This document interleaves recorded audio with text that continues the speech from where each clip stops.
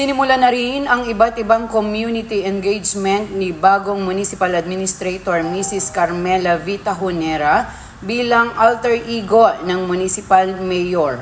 Una, ang pagdalaw at pagbibigay ng motivational message sa mga attendees sa ginawang Training on Digital Farmers Program for Farming Clusters ng DA Agricultural Training Institute, Regional Training Center 02.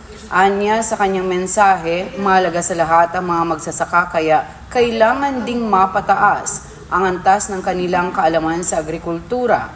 Kaya naman, hinikayat niya ang mga participants na mula sa iba't ibang kooperatiba na dapat makinig silang mabuti upang pakinabangan nila ang ganitong programa ng gobyerno.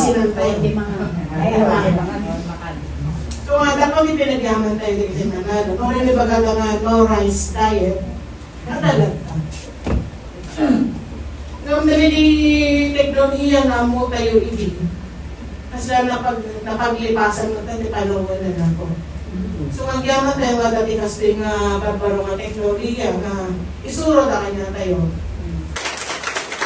Sinunda naman ito ng courtesy call sa Municipal Health Office upang alamin ang kalagayan ng paghahatid serbisyo sa ating mga kababayan.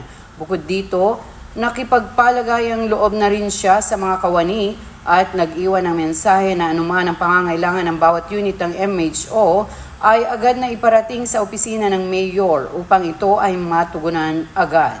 Sa huli, sinaksihan naman ni Admin Tahonera ang isinagawang send-off program kay PSD Dr. Felmer L. Danipog at ang pag-welcome sa bagong Public Schools District Supervisor na si Dr. Amerfil Arroyo.